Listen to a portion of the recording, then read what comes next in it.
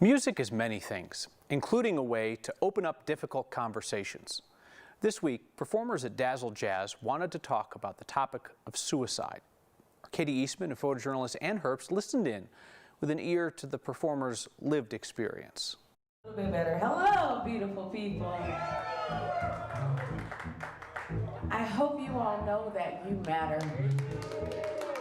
One voice is all it takes to create connection. There is so much pressure. Words in Jocelyn Ford Keel's songs are her reality.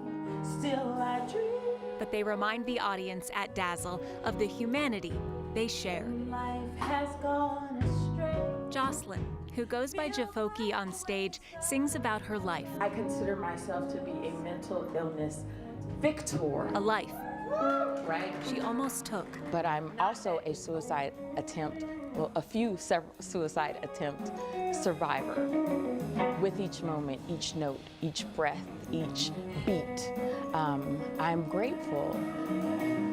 Mental illness isn't something that's talked about in my community, especially in the Black church. You know, we would say, well, we're gonna pray for you. We're gonna, no one would admit that it was depression or even try and get diagnosed. It's caving in. So Jocelyn sang about her struggles. Remember to count my joy. This song began as a journal entry in the psych ward of a hospital. And when it seems And when it feels like all my hope is lost, and when it seems the world is caving in, I must remember to count my joy.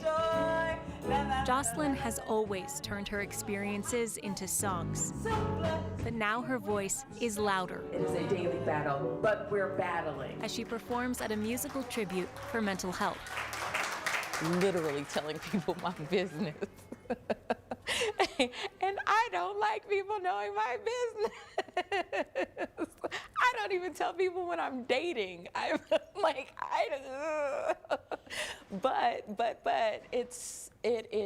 there is a freedom in knowing that sharing my story can very well help someone else. I know.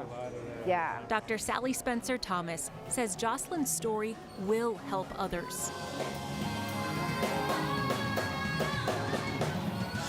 Sally is the president of United Suicide Survivors International. That's why we love it, too, because we can be authentic without being ashamed.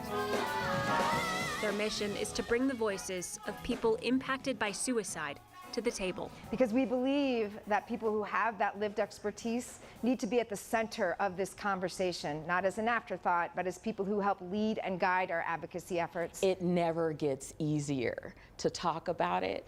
I'm a very private person, but it's so important that we talk about these things, and that the little Jofokis out there, the little Black boys and little Black girls know that it's okay to speak up and to reach out.